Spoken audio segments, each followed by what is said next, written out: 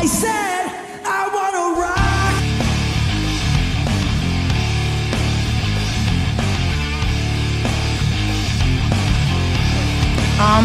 Are we gonna be goofing off like this every day? We're not goofing off. We're creating musical fusion. Wow, you're amazing, dude. Thanks. I like to play. I'm a small reporter from Rolling Stone magazine that's in town to do an exclusive interview with Michael Jackson. I got a fever, and the only prescription is more cowbell. It is time for the Unsigned and Unhinged Meltdown. Hey everybody, welcome to the Unsigned and Unhinged Meltdown. I am your host, Frank E., and as always, I have a special band with me. And tonight, we have a special band where the name is so unique. And I love the meaning behind the name, but this is Eponymous. How you guys doing? Good. Fantastic. Now, Skip, you gave me the meaning of the name, but I don't want to spoil it. I'll let you guys take care of it. But while you're unveiling that, how did you guys actually come up with the name for Eponymous for a band name? Mainly beer. Mainly beer. I think it was on a long list of joke names that we came up with, and that was the only one that we kind of liked. Yeah, I think there's a lot of stupid names on the list. It's always hard to name a band. They've all the good ones have been taken. That's true. That's true. I remember when I was growing up, there was a band that I was absolutely fond of, and the name for the band was a joke, and it actually just stuck, and that was Ugly Kid Joe. Yeah.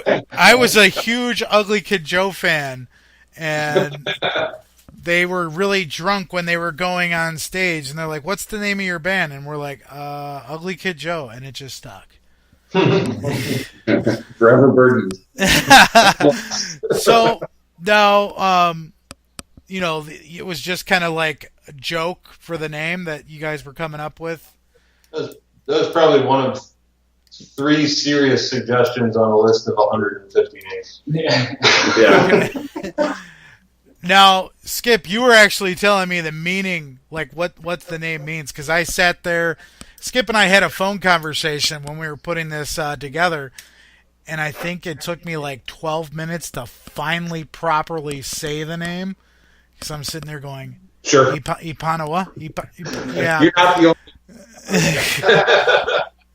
Yeah, essentially, the definition behind it essentially is giving something your own name, and there's albums that are. Beatles' White Album is essentially an eponymous album, so it means it's self-titled.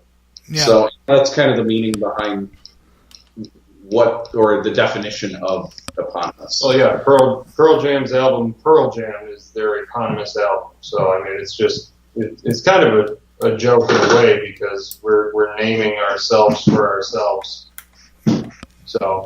So your debut album will be self-titled. Yeah.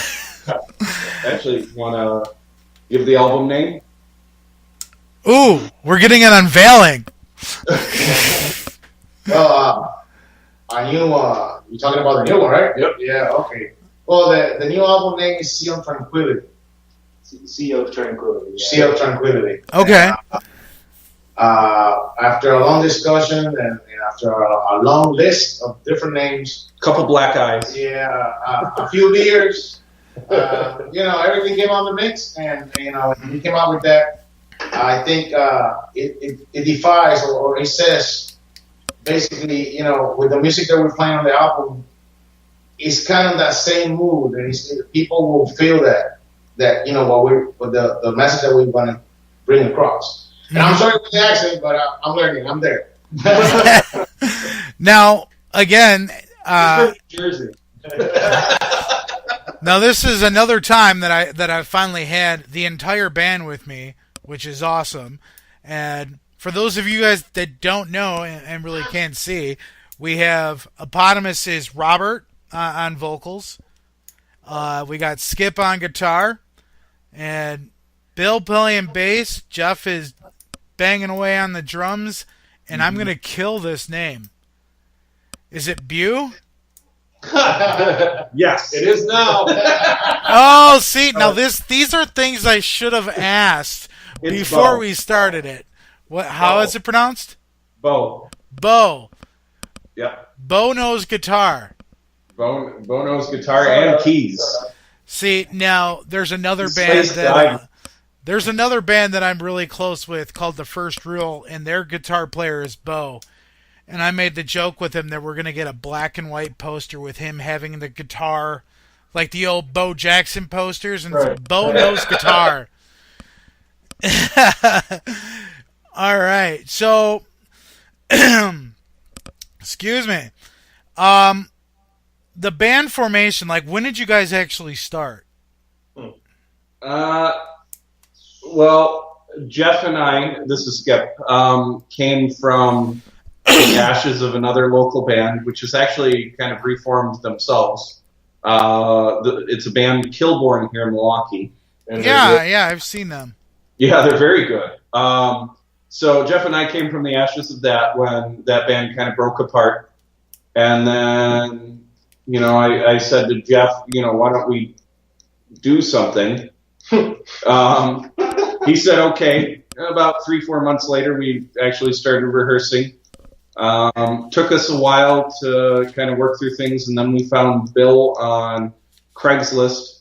He was in the lonely section and looking for a band. You never want to meet people on Craigslist. I'm just saying. Unless it's Bill. Because almost 4 years later, the verdict's still out. But so far, so good.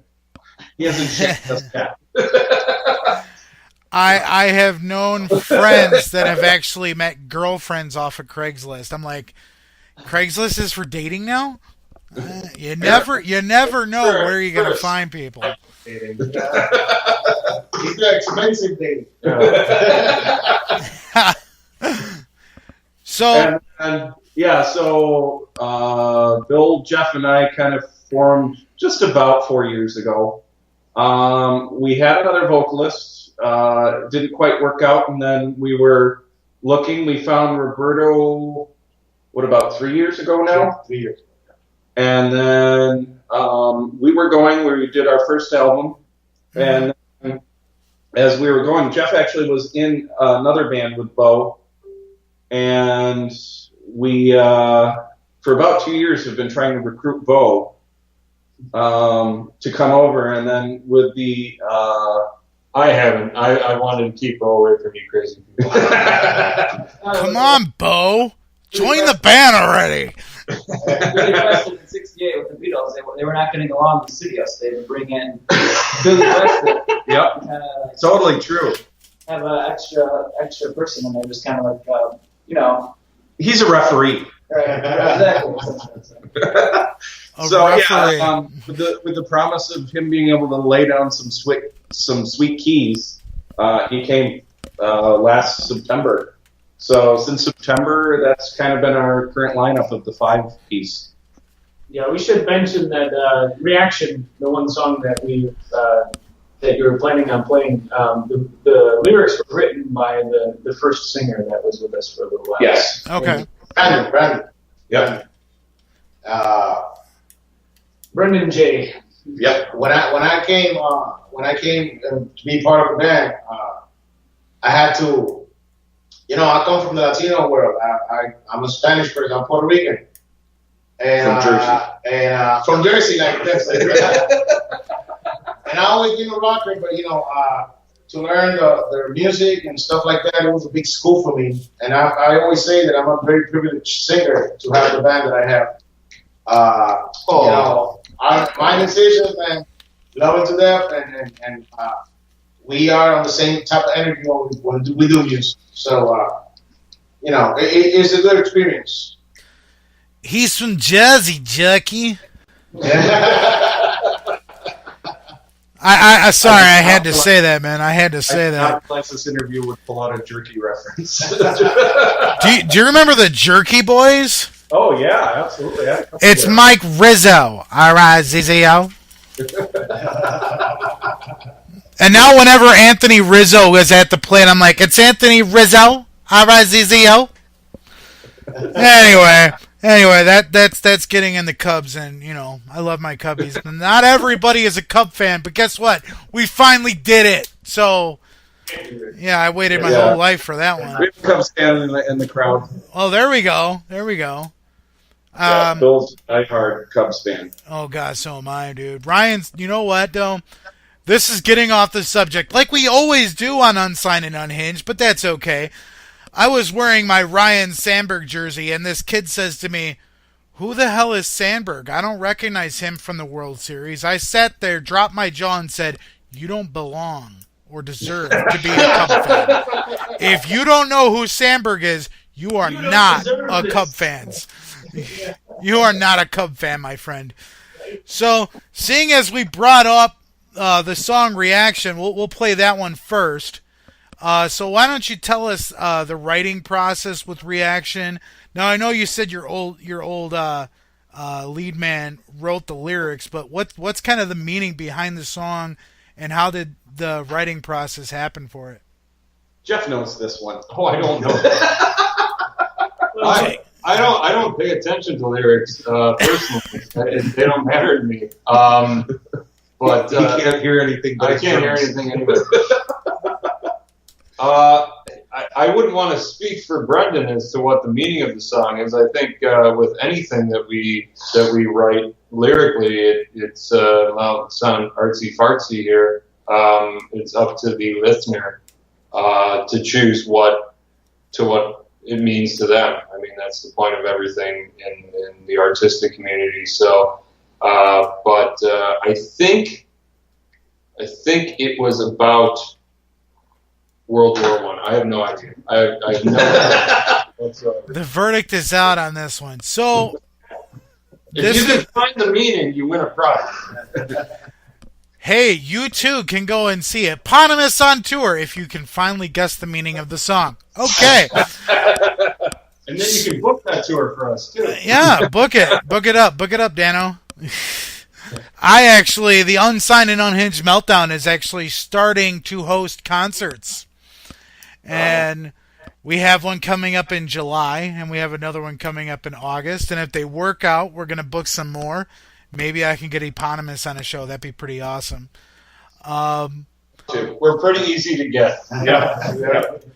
What is it, dude? We got to have someone come and play. We got to play for somebody. Gosh. Like Napoleon Dynamite type stuff. So, now, Reactions, is that coming up on the new CD, or is this on the old CD? That's on the old one. It's on the old one. Okay. So, now, I don't know where we can find your music, because honestly, I went and typed in Eponymous on iTunes, and I got some EDM guy. Yeah, there's another. We have a pending new distributor. So by the time this podcast comes out, you should be able to find us on everything, from iTunes to Spotify to Pandora, et cetera, et cetera. We do exist on those, but it isn't the first search result when you search on us, unfortunately. So the name of that first album is My Favorite Bath Time Gurgles. And if you search that... My Favorite Bath Time Gurgles? Yes. Yeah, Skip, you go ahead and explain that. Oh, my goodness. That is... Okay, have you heard of The Hitchhiker's Guide to the Galaxy? Yes. Yes, I have. One of the three worst Volgian poems, or one of the worst Volgian poems, that's an alien race in that book and movie, is the poem's title is My Favorite Bath Time Gurgles. On one Midsummer's Eve. So ridiculously long album titles, version 1. 1039 smoothed out slappy hours. Or how about the chocolate starfish and the hot dog flavored water? I mean, and now we have. I want to add something to though that if you could find at least a little bit about us on Reverb Nation, you go to reverbnation.com/eponymous7, and you'll find us there. You'll find us. Awesome. So, without further ado, guys, this is Reaction.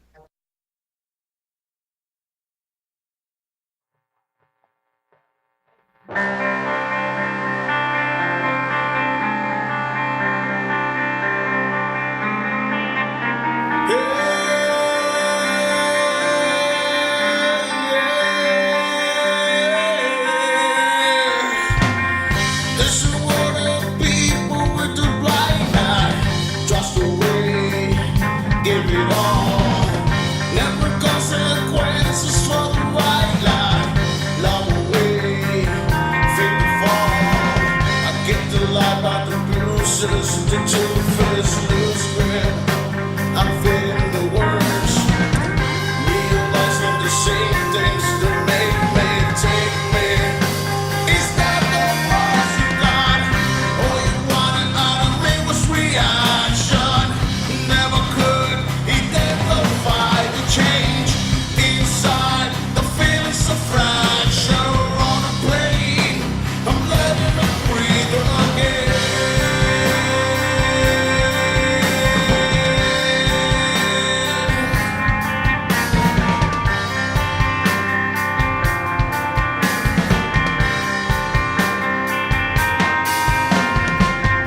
Analyzing the meaning out of white lie. With the fling, burn the cross. I set aside all the feeling, it's a fine line. Where's the gain? Where the cost? I'll get the light by the bruises, the two-faced loose grip. I'm feeling the worst. Realizing the same things that make me take me. Is that the worst you got? All you wanted out of me was reaction. Never could identify the change inside. The feelings of fracture on the plane. I'm letting it breathe again. All you wanted out of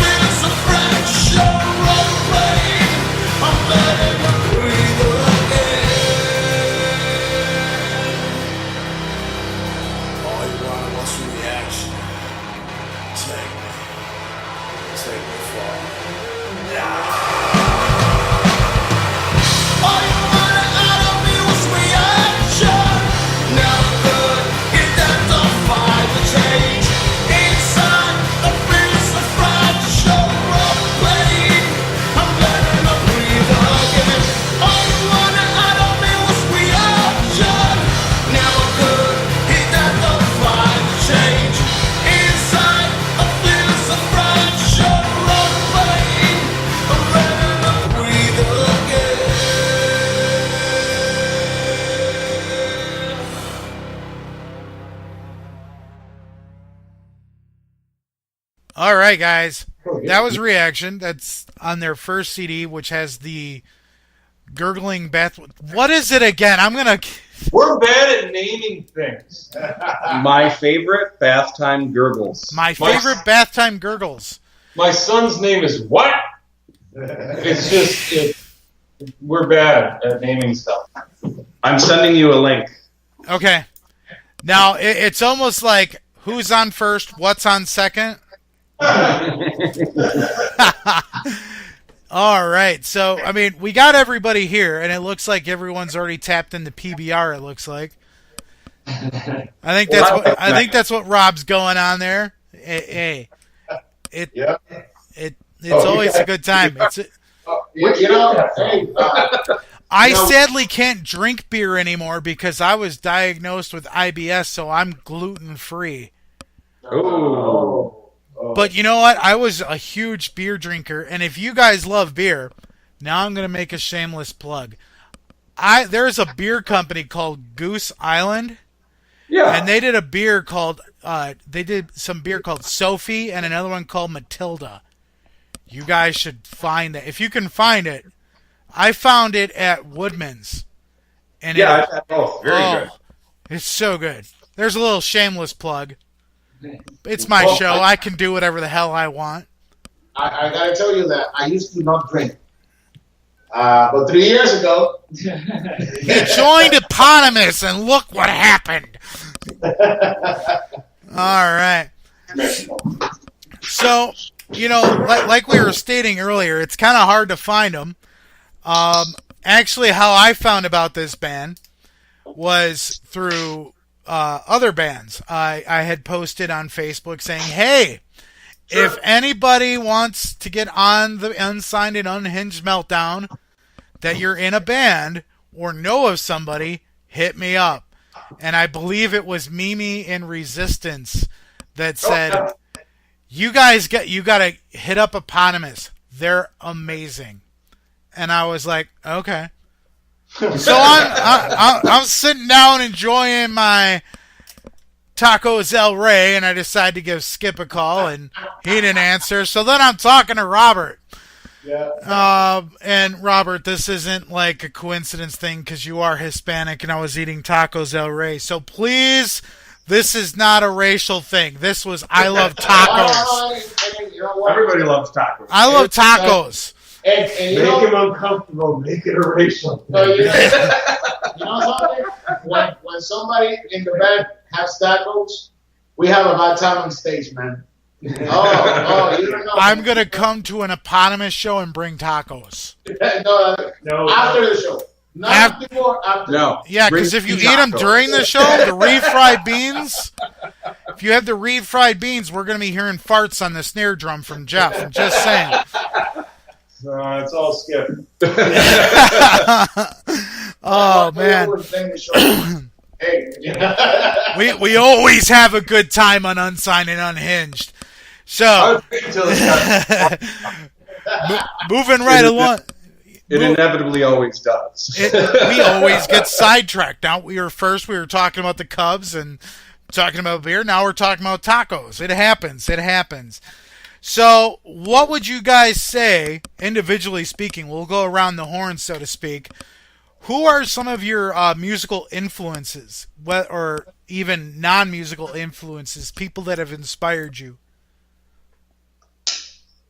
Who wants to start? I'll go. Skip will go clockwise. You're not in the camera. Oh, yeah, here I am. I don't think big fan of Tool, Neil Young, Beatles, Smashing Pumpkins, Megadeth. I know we don't really get into heavy, tight metal, but Sweating Bullets rocks. That's a great song. Sweating Bullets! Do we have to clear that song now? Yeah, does that song have to be cleared because we used the title? Well... You can do up to the first 20 seconds of the song. You don't have to clear it. And yeah, all over. I do listen to, some 60s, 70s, 80s, 90s. Big fan of All Them Witches, Truck Fighters, big fan of Russian Circles. Yeah, quite a bit of stuff. For your guitar and stuff. Who inspired you? I would probably say it's kind of a mix between Neil Young, Billy Corgan, and Mike from Russian Circles. That's a weird baby. Yeah, it's a weird. You know who is my personal favorite guitarist that never gets a lot of credit because of the band that he's in, but Mark Tremonti. Oh, phenomenal guitarist. But a lot of people are like, who's Mark Tremonti? And I say the guitarist from Creed. They're like, oh, Creed. His solo work's phenomenal. And then going back and listening to the stuff from Creed and muting Scott Stapp, you're all good. Yeah. Now, if you actually hear the new album when they got back together, you hear a lot of his actual solo work in some of the stuff in the new album. All right. Who we got next? I will tell you. Well, that's what you're being interviewed. Oh, sorry. I'll tell you what. I play a keyboard mostly, so there's not a lot of not keyboard players really. But Guy from Bon Jovi. Geddy Lee, come on. I guess so. But when I was a kid, my dad used to play a lot of jazz. So I think, honestly, I don't know a lot of his work, but I think I kind of been inspired by Chick Corea, jazz keyboardist. Mm-hmm. That's a lot of where my stuff comes from. Guitar, I probably would say like Kurt Cobain, just because he sucks and I suck too. Oh, Kurt Cobain's awesome, dude. You're hitting me in the cockles of my heart there with that one. He's not a very good guitar player. Just like Great songwriter, I think, is what he's trying to get at, and not known as one of the most riffalicious guitarists. No, let's just get off this topic. Moving on, Robert. He loves the shit out of that. Well, you guys gonna laugh, but mine or the people in music that inspired me to sing or to write. Actually, the first artist that caught my intention to do music was Rich Valens. His story, it worked a lot on me because there was a lot of similar things about me and him, and I really do respect. I know it was a short career, but I really do respect his stuff a lot. And I've been going through a lot of music because, I'm a Latino person, so I have recorded from salsa, merengue. I have recorded hip hop. I have recorded a lot of stuff, and there's some big names on those different genres of music that have inspired me to keep on going. And the magic about Eponymous is that all that fusion of music that I have in my head has come out in rock. Rock is what I love. Rock is, since I was a kid. Guns N' Roses, I love Guns N' Roses. I love the rock from like Journey and all that stuff because my brothers used to listen to that. But a little bit of that, and then when I used to sing for one salsa orchestra in Puerto Rico, and a little bit of everything that I have done in music, I have brought it here. And the big thing is that when I bring a new idea, they kind of mold it to what Eponymous is. And I think that's the biggest magic that I enjoy about the band is that, I bring a melody that's kind of different of what a rock singer would do, but they kind of like mold it and tell me, hey, Roberto, if you do it this way, it will sound even better on the rock music. And I think that's our biggest magic. And also the thing that there's some songs that are in Spanish and English.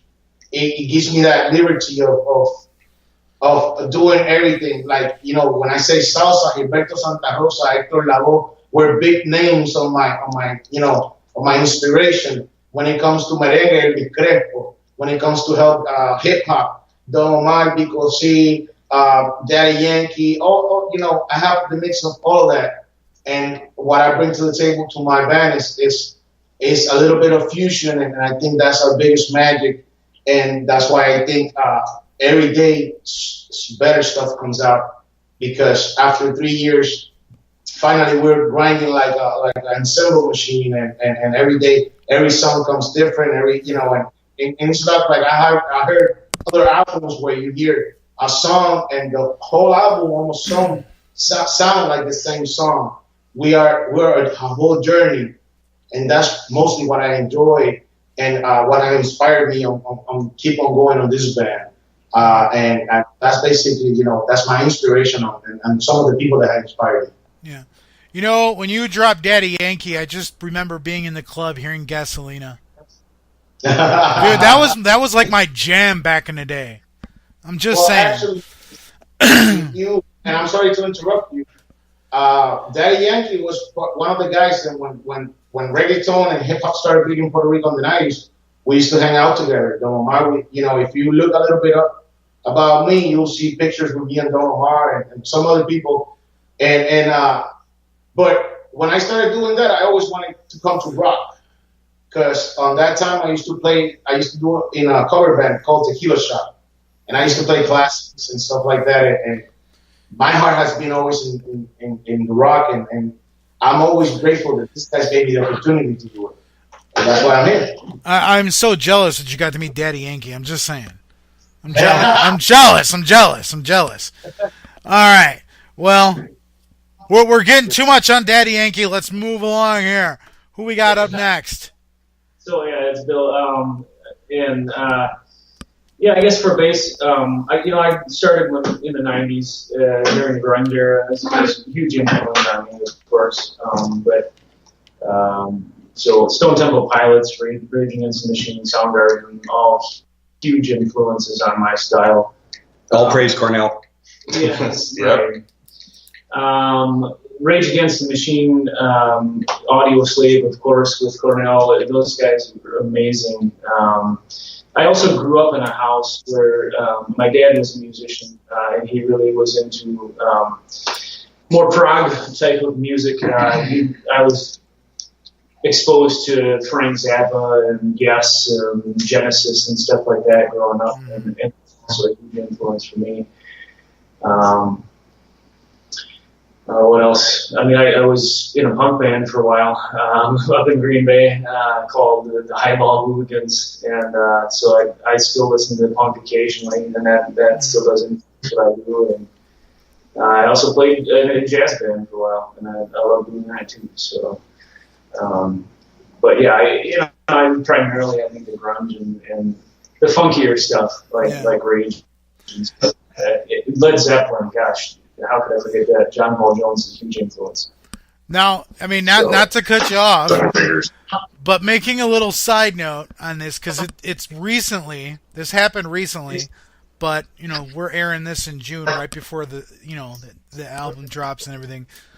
But it was really kind of sad to me. Now, let me get your opinion on this. When Chris Cornell had passed away, on my Facebook, it just seemed like everybody all of a sudden was a Chris Cornell fan. It's like, I actually found it very upsetting to me because, I was never really huge into Audio Slave or Soundgarden. Now, the Super Unknown album I thought was amazing, but it wasn't like they were huge on my list of bands that I, followed, but it seemed like all of a sudden everybody was obsessed with Chris Cornell. And I thought that was really kind of upsetting. I don't blame people for, I guess, realizing that they appreciated it later on after maybe not expressing that much appreciation while he was alive. I think it's natural for people to do that, but I really did. I loved listening to everything that Chris Cornell did. He was a genius. Oh, he was.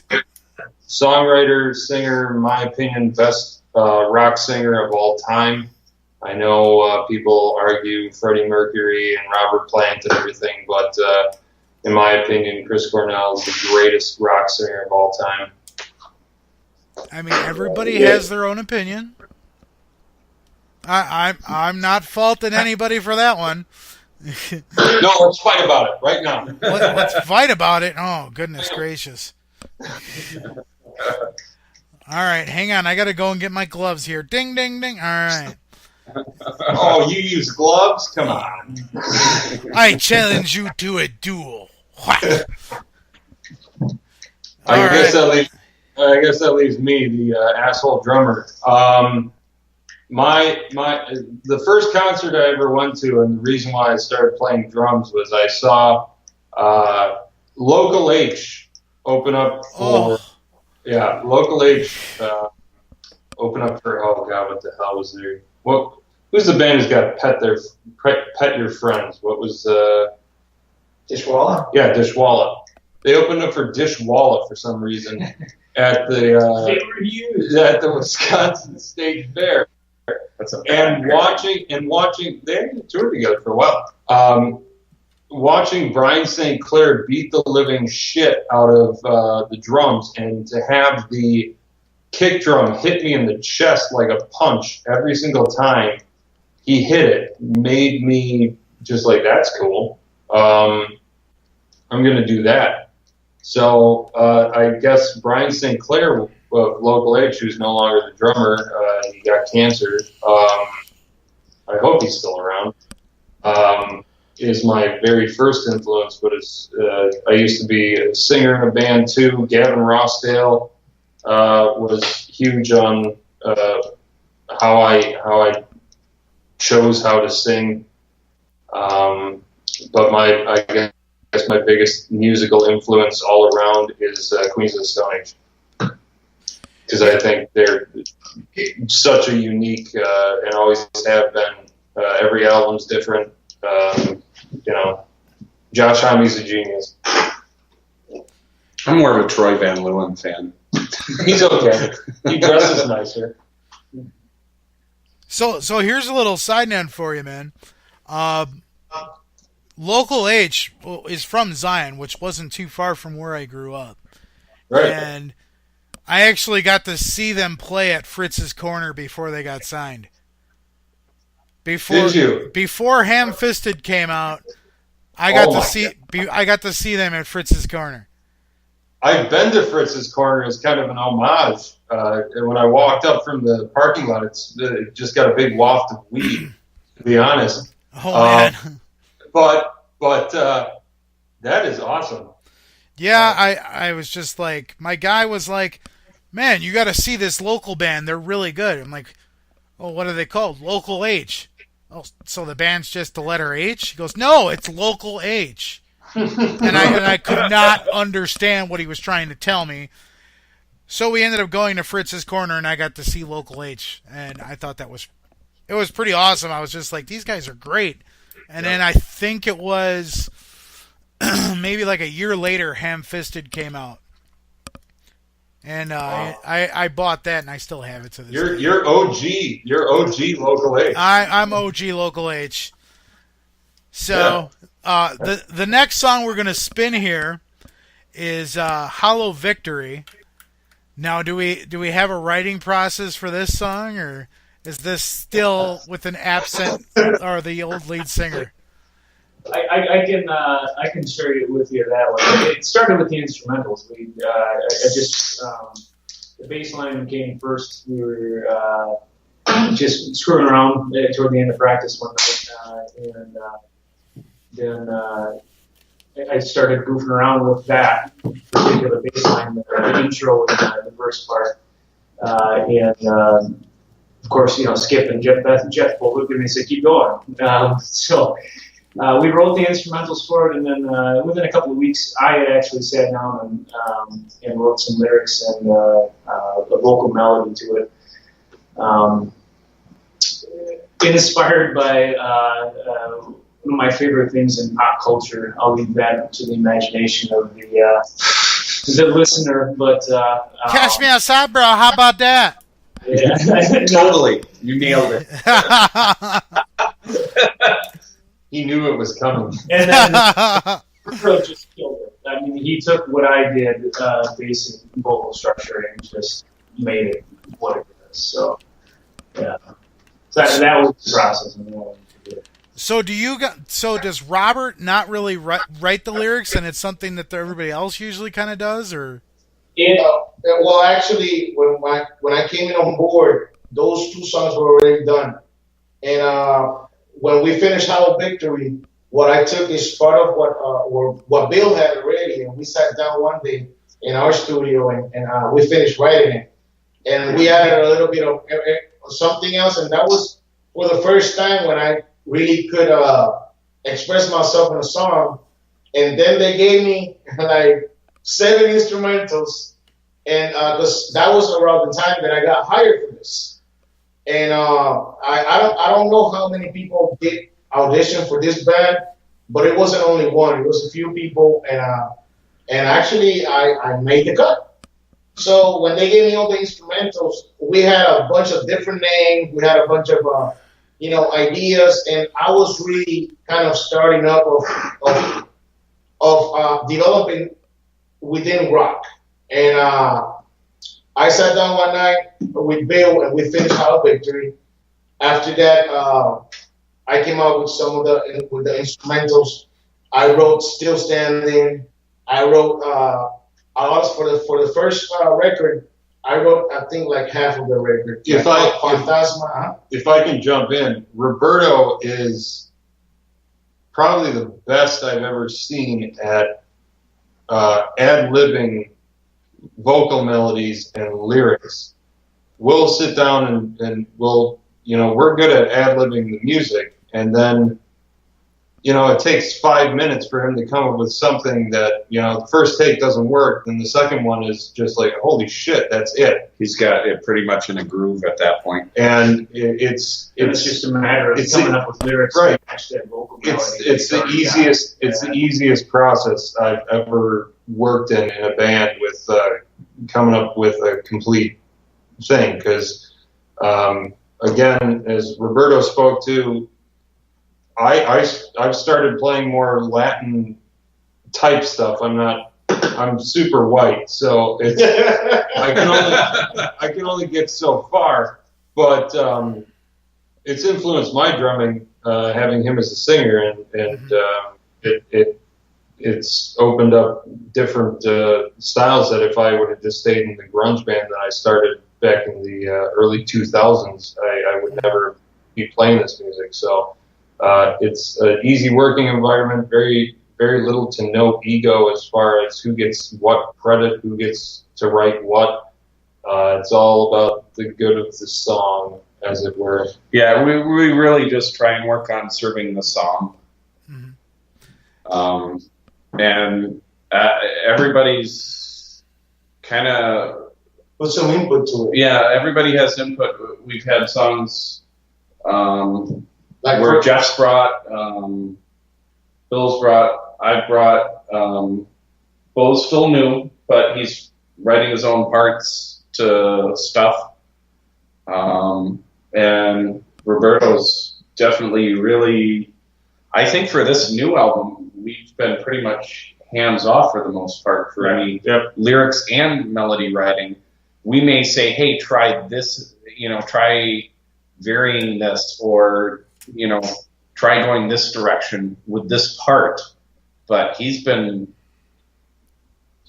over. He's taken over and really assumed his role for the better, I think. Well, actually, I want to say something. All this is getting cut, by the way. I want to say something. I really, when I write a melody or I write a song, when I always come out with it, the first person I ask if he likes it is Jeff. I do look up to Jeff a lot. I'm taller. And I'm a businessman, and I bring that teamwork makes the dream work. I take all their inputs. I'm very looking forward to start singing with Bo.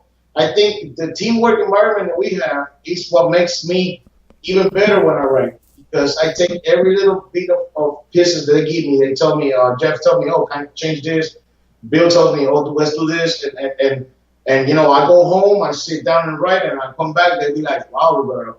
Fantasma is a good example of that. Fantasma, I wrote it, but everybody put some input to it. Everybody told me, Roberto, do this, And Fantasma, I love that song. That song is one of my favorite things that I have done, and it's a good example of everybody putting some input. And like he said, no ego problems, nobody, we're just eponymous, and that's it. All right. So after that long drawn out, it's all good. We're having fun. That's what we do. We're very close. So here's Hollow Victory.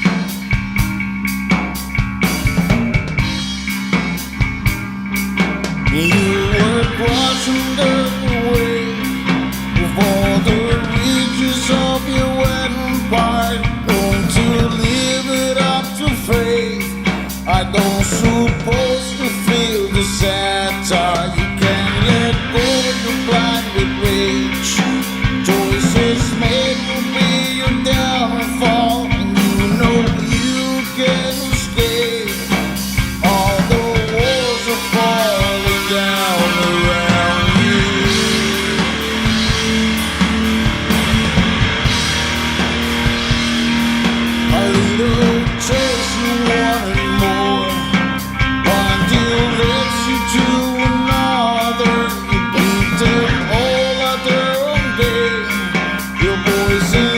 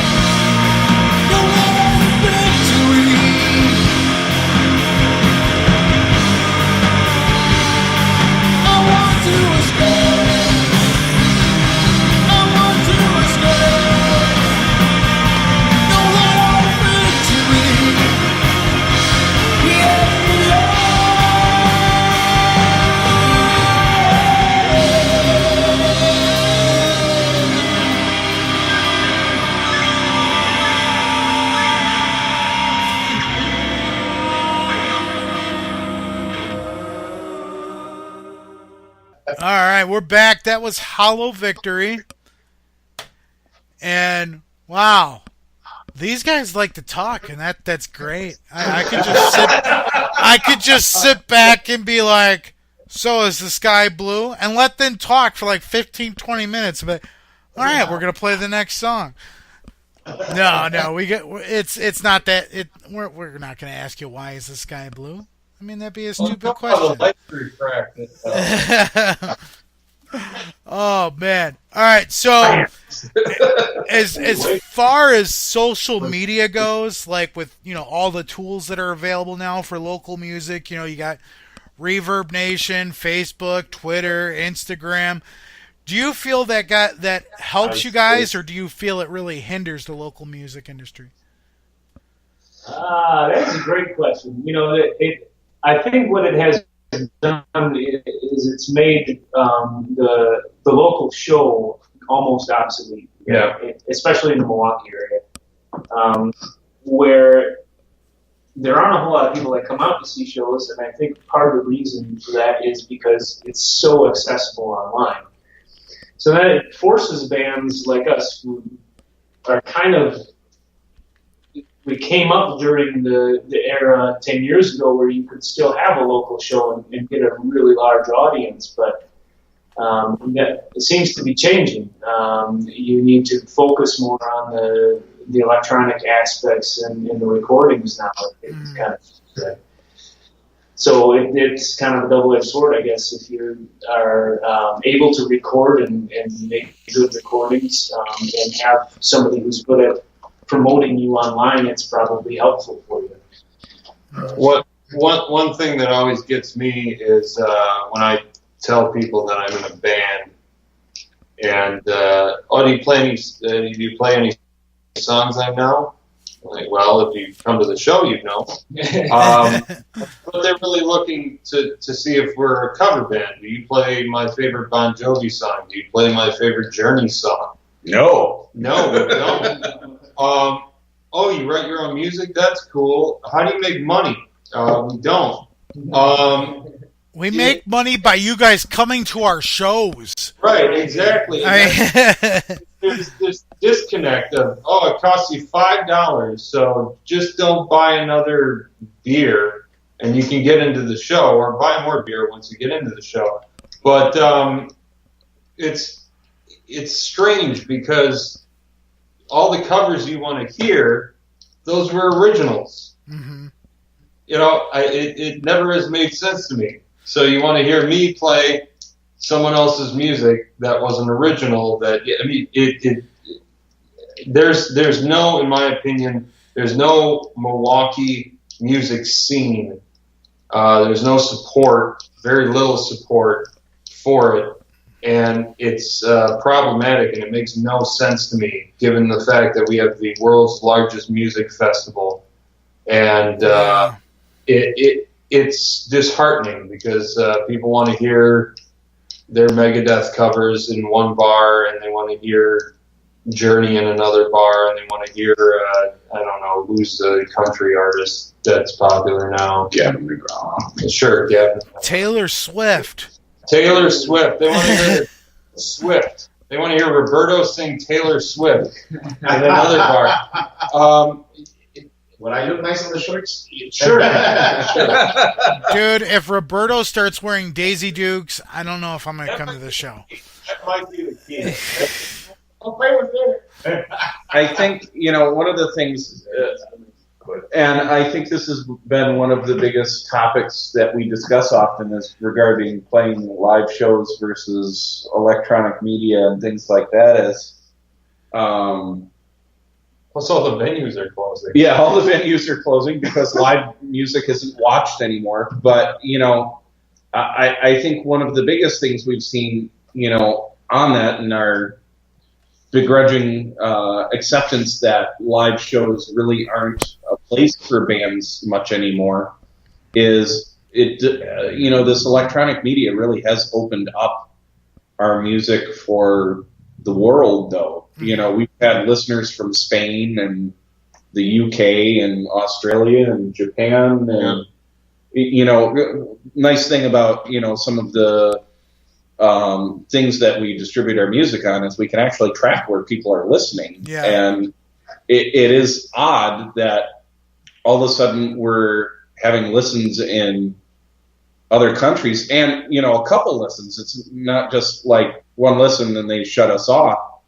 There's repeat listens, and oddly enough, but also I think, speaking of the fact that we have a Latin singer in our band, we're getting a lot of listens down in South America now too. So, some of our songs have Spanish in them. So I had a band on here earlier, Fatal Havoc. They had one of their songs off their EP was actually getting mainstream play in Brazil. And they asked them to come down and tour in Brazil. And I was like, he's like, yeah, we're planning on going on tour down in Brazil. I'm like, don't drink the water. Right. That's the beautiful thing about it is it does open up so many possibilities. That it really does. With, it really kind of opens it up for like a whole new global sensation, Mm-hmm. I think it allows you, having that information, that data essentially allows you to track where, it could help you plan a tour. Go where you have listening people. We're huge in Liechtenstein. Well, I have an experience that, like a week ago, somebody called me. I know somebody on and it was through the band where the country where Pacquiao is. What's the name of that country? Philippines. The Philippines. And they were watching Debbie's, one of the videos that we have on YouTube over there. They sent me the recording while they were watching the video. And that is something that you'll be like, wow, they watched my video in the Philippines. That's something cool. Feels very cool. And I know actually somebody that listens to us in Australia. And I really want, if I ever the music, I could travel with the music, that'll be a lovely place to be. Crikey. Going on, I think it was Jeff that was talking about this, with bands that do cover songs. It was you, Yep. Right, Jeff? Yeah, it was. I'm the angry one. Me personally, I don't mind if a local band does a cover song if they twist it and make it their own. Yep. Because I just went and saw Super Bob, and they did Sexy and I Know It by LMFAO. And, oh my gosh. I don't know if you guys heard of Super Bob, but they're actually going to be on the show sometime too. So I'm actually really excited about that. But you should look them up. They're really good. So yeah, I would agree. I think if you're gonna cover someone's song, try to show that you have an ability to do it in a way that's unique and respectful to what they did, instead of just trying to copy, Wheel in the Sky. The wheel in the sky keeps on turning. Yeah, that's a perfect example. Like with the tribute bands and everything. We're a Metallica tribute band. What's up with this tribute band stuff? I don't want to hear that. You don't sound like them. No. So, seeing as we've already kind of discussed this song, we don't really have to get much into it. We know that Robert wrote it, and it's kind of his baby. So, is this, and Phantasma is also on the debut? The first one? Yeah. Okay. Yeah, the gurgle bath, yeah. Yeah, the gurgle bathwater, yeah. I'm gurgling bathwater. So we're gonna spin Phantasma for you guys. This is one of my favorite tracks that they had, so check it out.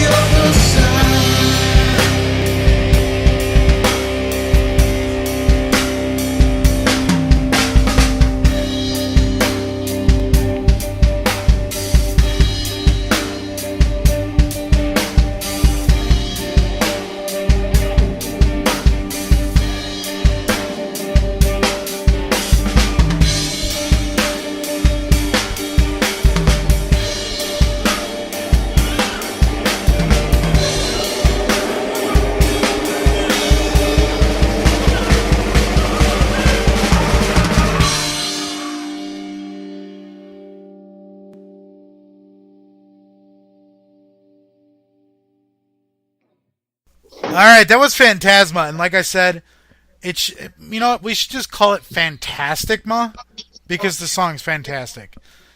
Anyway, that's my own twist on it. You guys, Phantasma works. It's great. So you guys have been together. You said for like about 4 or 6 years? About 4. Yeah. 25. Yeah, it feels that way. 25 years, and he still won't go away. He's like a cancer.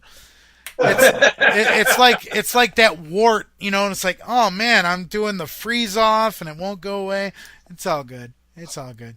Anyway, so of the time that you guys have been touring together, what would you say are some of your favorite venues that you guys have played at? You know, we haven't played much outside of Milwaukee, and part of that is because of commitments that we have here. We're all working pretty serious full-time jobs, so so we're not opposed, but it has to fit in the schedule. Yeah, you know, I loved playing at the BBC before they closed. Yeah, I like that. That was a good venue. Yeah, and all hail Michelle. Yeah, right. Yeah. Where else did we play? I like the venue that I most liked. It was, I don't know the name of it, but it's in Milwaukee. Their sound was very awesome. And we did a show there, and it was an awesome show. But I don't remember the name. What was the name of that Milwaukee by West Dallas? Oh yeah. It used to be called the Whammy Bar. The Whammy Bar. Now it's called Lucky Chance. Yeah, that was a nice stage there. Yeah. And I like a lot the one on Bayview. Club Garibaldi. Not Garibaldi, the one that we. Yeah, Garibaldi was nice though. Garibaldi's got good sound. Frank's Power Plant. We played there quite a few times. Yeah. Actually, I think out of all those, I Cheers to John. Yeah, right. Yeah, hey John. I think Garibaldi had probably the nicest setup there, and sound was fantastic. It's a great room to actually watch a band. Yeah. Yeah. Now, in the times that you guys have been around in playing shows, who would you say were some of your favorite bands that you got a chance to play with and work with on stage? Oh, love working with Resistance. Yeah. The band Else. I had those on me. I had Else on me for too. Yeah, those guys are great. Yeah. What's the name of this guy? Joel Martin. What's the name of this band? Joel Martin. Fighting Man Dummy. Oh, Fighting Man Dummy is awesome. Yeah, I like that. I love this music. There was another band that I really, Mimi, say hi to Mimi. I love working with her. Resistance is great. It's great. Wow, Resistance, you're getting so many shout outs right here. I hope you're listening. Mimi listens all the time to my podcast. I love Mimi. Yeah, she's a good friend and great band. Love them to death. There's a great band from the Missouri area named Medora. Yeah. Yeah. And then the Many Colored Death. The Many Colored Death. We played with them at Club Garibaldi. Two great bands. They were on tour together, and we opened for them. Yeah, I did a fundraiser for my dad back in August. My dad was diagnosed with cancer, and Resistance played that show. Nice. And they actually, the thing was, we were doing a theme. All the bands did a cover song of a song that reminded me of my dad. And Resistance covered Ozzy's Crazy Train. Sure. And they actually have it uploaded on their YouTube page. So I have seen that. That's my dad's fundraiser. Yay! Thank you, Resistance. Thank you, Mimi. Thank you, Josh. Thank you, everybody. Okay. Moving. I could say thank you to so many people. It would take forever. So, now, I've asked this to so many different bands, and it's kind of almost a double-edged sword when I ask this question, almost like the social media question. But as being a band and playing shows, do you guys prefer the larger stages, or would you prefer like a smaller, more intimate with the fans and such? We're too damn loud for the small clubs. That's Jeff's fault. I also, what's a larger stage? Well, like something like Brat Stop in Kenosha. Like the Brat Stop in Kenosha would be. Yeah, I could see Brat Stop. I'm just joking. Yeah, we. I don't know. I always like being up in the face of everyone and having a bunch of people around you. Mm-hmm. Much easier to make ears bleed when you're close. I mean, we played a Harley event where we were about 7,000 feet above everyone else. That stage was so high. Yeah, and that was all right. It was bad weather, but I played the Metro in Chicago myself. That was fun. A lot of people there. I don't know. I guess I'm a grunge sort of guy. I like the dive bars and stuff like that, where you're surrounded by 50 people who actually dig your shit instead of 100 people who are kind of checking their phones. Yeah, I mean, there's something nice about smaller clubs in a more intimate setting. But they're all going away, so. What would you say was probably you guys' most embarrassing moment while on stage?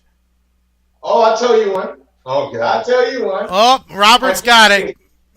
My first gig, my pants ripped. My zipper came off, and I still have the picture where stuff wasn't looking good. And, man, I was very, very heavy. I mean, like 60 pounds, a little bit chunkier, and that little ripping part of the pants didn't look right. And he had a wardrobe malfunction. Yeah, and no, the bad thing about it is that somebody from the crowd told me, "Hey, your pants are ripped." Oh, wow. That's probably one of the best ones I've gotten so far. I'm just saying. Henry, your boner. What do you want me to do? Cut it off? I have times that like very embarrassing. That was the biggest one. That was when I went home. I was like, wow, Roberto, you just show your your underpants and everybody. That was a thing. Now everybody knows that he wears Calvin Klein. It's okay. Well, I don't know if I have another embarrassing thing, but one of my favorite things to do is crop dust Roberto while we're playing. And just watch his reaction.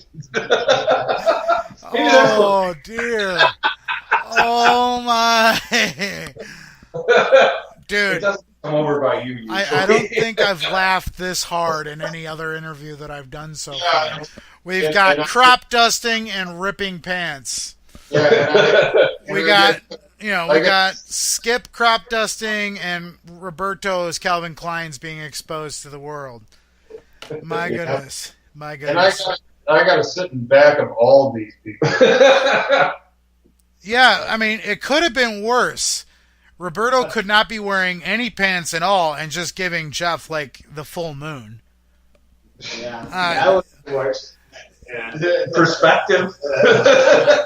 Be thankful, Jeff. Be thankful. He will find out why I wrote Fantasma. Oh, my. Oh, goodness gracious.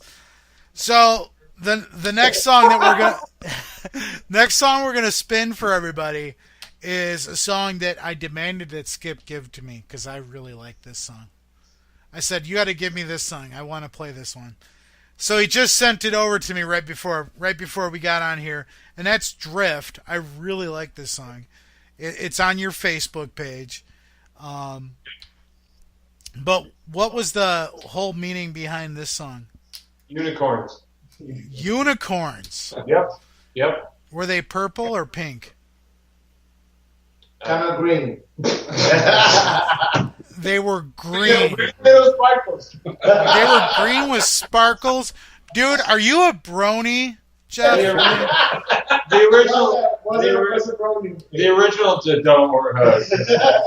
original title of the song is Spearmint Unicorn, which is also a strip club in Jersey. Oh my goodness! I'm kidding. I don't know. Was there any? Bill wrote the lyrics on that one. I wrote lyrics to that one. It was inspired by a dark time in my life where somebody saved me, somebody of the opposite sex, saved me from myself. Song goes. So. Well, it's a really good song. I really enjoy it. All right. And this that's why I demanded that Skip give it to me. Well, you're welcome. I actually threatened him with his life and said, dude, if you don't give this to me, it's over. I'm going to shank him. I got a toothbrush shank that I got right here in my pocket. So, all right, guys, check it out. This is Drift.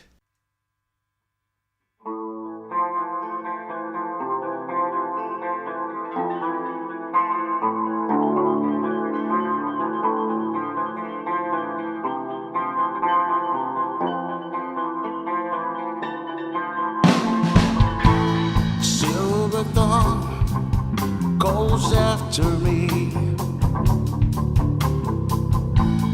in the dark. I'll show you the way. I travel alone, feel her next to me.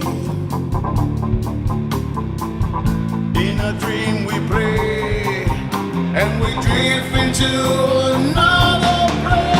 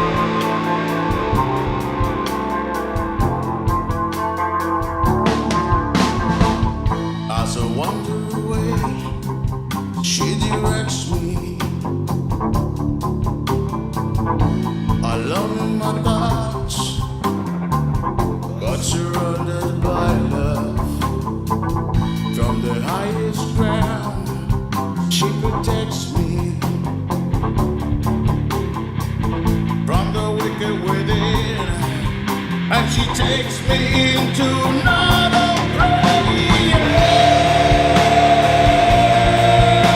The music takes away my pain. On the darker side is beginning to erase, and I feel that I've been lost inside a dream, but I'm awake. I can feel again, I can see it in your face.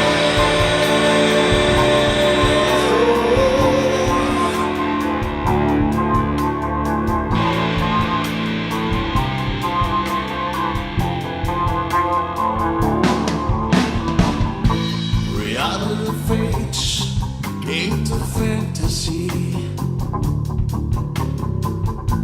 filled to the brim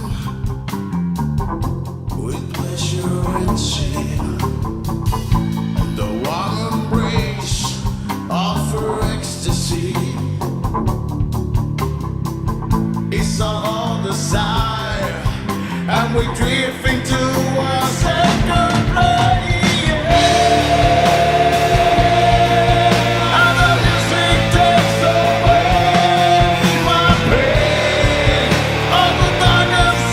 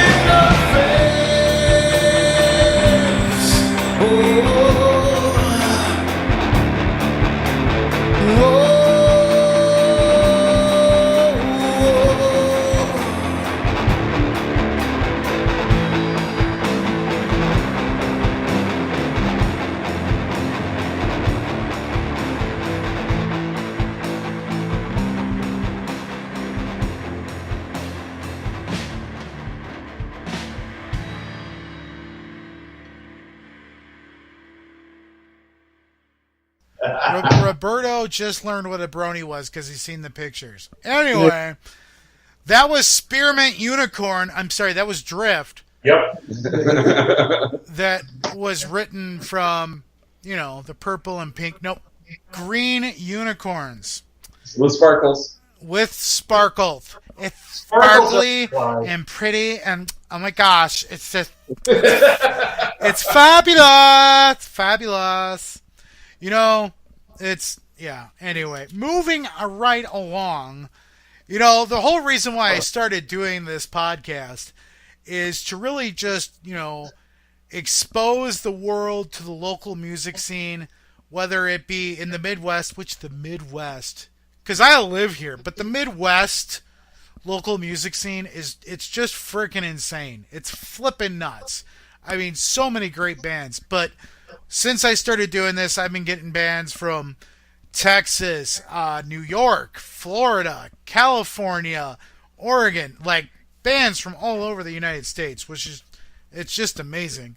But, I started doing this because I've been to so many of my friends' local bands shows and just really upset because I'm sitting there and it's like the band that's about ready to play and the band's girlfriends or the band's wives and maybe like 6 or 7 other people, and I'm like, not all the time, but that's a turnout. It's just not all the time. I mean, there's been times where it's like, oh man, this place is packed, but it should be packed all the time. I'm just saying. And that's why I really started doing this. So hopefully your next show gets jam-packed. I'm just saying. I'm hoping it does. So, moving along. I'd send you some money. What was that? I'd send you some money if it was. Oh, you heard it, guys. He's going to send... Mark it down. I'm writing this down. To a postcard. I'm taking 10% of the cut from the door. He will send you an amount of money. And watch, it'll be 10% of the door cut, and I'll probably get like 50 cents in the mail. Yeah, that's pretty accurate. It's being a nice thank you card, though. Thank you from your friends at Eponymous. Dude, my card is self-titled. Look at that. Oh, bad. So, this is a question that you find exclusively on the Unsigned and Unhinged Meltdown. So, if you have listened to my previous episodes, you know what's happening right now. And if you don't, then you haven't prepared. So, everybody knows that Frank E., that's me, the wonderful, excitingly, extraordinarily entertaining individual that I am, is a huge wrestling fan. I love wrestling. I eat, sleep, breathe wrestling. Bailey is my wife. Not really. I can wish and pray, dream and hope and pray. But if a wrestler had came to Eponymous and said, I want to use one of your songs as an entrance song, what song would you hand them? Oh. Which wrestler? Any any song. Any wrestler. Just Joe Blow that's just starting out. I would say Still Standing, probably. Well, I got one for one particular wrestler. I will say Run is a new song that I think you have heard. Run would be Run, yeah. And I will do it for Stone Cold, Steve Austin, or for somebody like Roddy Piper. The Hardy Boys. And I always wanted to use, I like to do that a lot. I listen to our songs and I imagine like movie trailers and stuff like that. And I used to be a video producer, and that's how I came up with the video footage. And I always thought about our songs. There's few of our songs that are pretty good intros for wrestlers. Mm-hmm. And Still Standing. We didn't actually release that. We haven't released that song.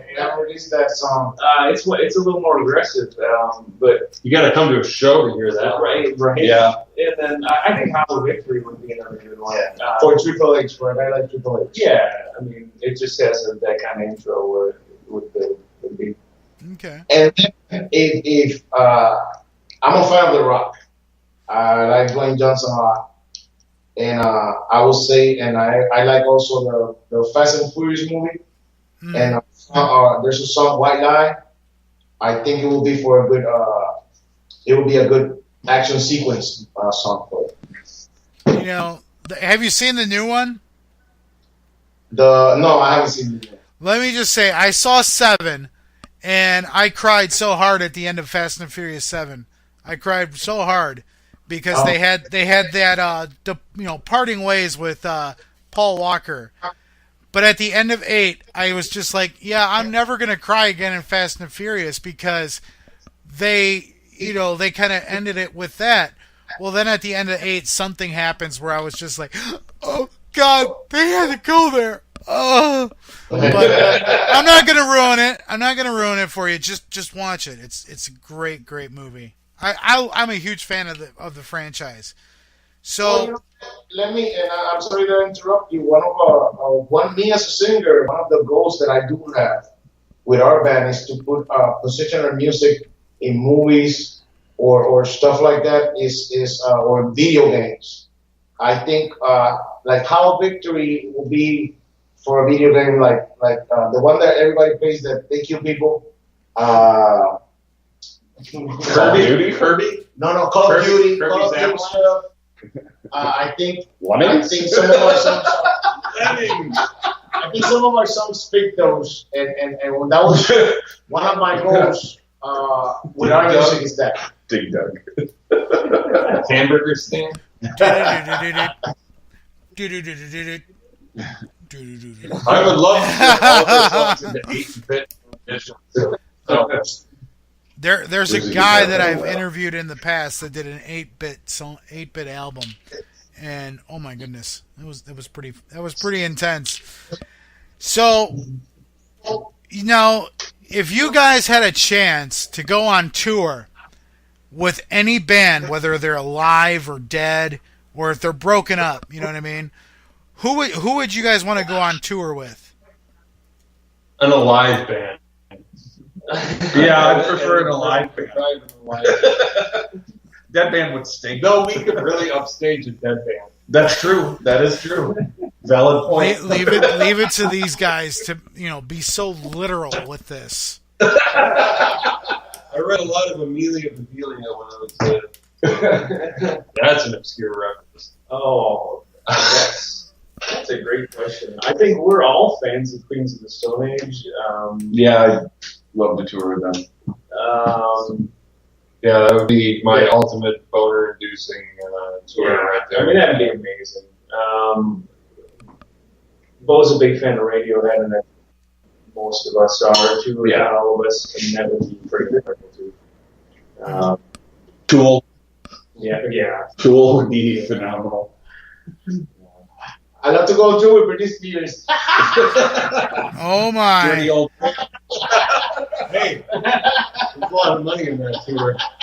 There's a lot of money in that tour. No, I have learned about the bands with the guys, and the band that I really love that I have learned from being in Eponymous is Life. I love that band a lot, and I would love to go tour with them. They just got back together with Ed Kowalczyk. Yeah, he's singing for them again. Okay. I guess they settled their legal differences. Yeah. So, you guys are going on tour with Radiohead and Queens of the Stone Age. We got Eponymous Fest. That's what's going to happen. So,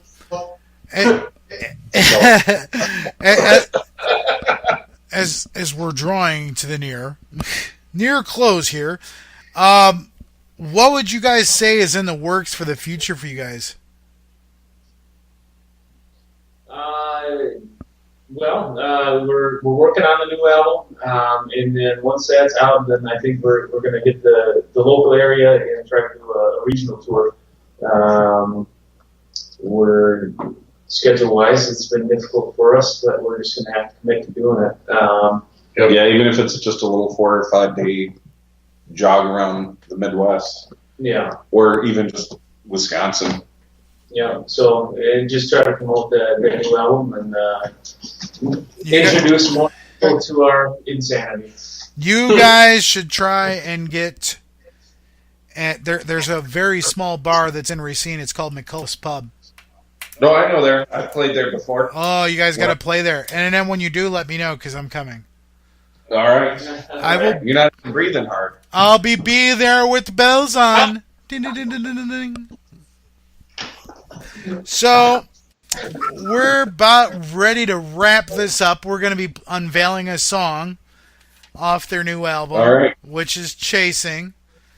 So I know, like when I asked them, tell us about the song and the writing process, they don't really get into details. So let's hope they got something special for us for Chasing. So we're unveiling this song. What's going on? Bill wrote the bass part, which kind of made the instrumentation construct, and then Roberto wrote the lyrics. And I got a pretty good story for it. It's story time. Yeah, it's story time. Get the popcorn. Well, I was a mailman. Actually, I started on the post office right after when I started with the band. And the first 3 years, when you are a letter carrier, you do a work that's called CCA. A CCA is a guy who is there when anybody's absent, and if you have to work till 12 o'clock at night. It was awful. And if you listen to the lyrics, it's a story about me being a CCA and how fucked up it was and how messed up it was doing crazy hours, like 12-hour days, 15-hour days, 17 hours days. But I came to this country chasing a dream, and it's all about that. It's all about all that I work, do music, all the stuff that I do in order to get going. I keep on chasing. That's how I came up with it. Awesome. And Skip keeps showing Roberto pictures of bronies, I bet. I see him flashing him the phone, being like, "Look, bronies." So yeah. Look, it's a brony. No, John, I don't mean to offend you, John. I love you, man. I understand you're a brony. It's your thing. I'm not making fun of you. I'm telling my friend John because he's gonna be listening, and I gotta let him know I'm not making fun of him. It's just all in fun. I respect him. He's one of my great friends, and I love him dearly. Anyway, thank you guys for coming on. Thank you, Eponymous. I appreciate all the time that you've given me tonight. It was this was a blast. I had a lot of fun. We had ripping pants. We had farting on snare drums. We had playing concerts with zombies that smell. I mean. Oh, you heard the one with the old people dancing? We played at one place there were some old people dancing to our music. Oh gosh, we got old people dancing. B. Arthur busted out the walker and was like, "What's going on, Eponymous?" Oh man. Oh god, you guys are great. You guys are great, man. Oh man, but yeah, guys, you guys should really need to check out Eponymous. We're playing music for you. Go check him out on Facebook. Like him on Facebook. Follow him on social media. Like I said, guys, keep the trend alive. # support local music. And this is Chasing.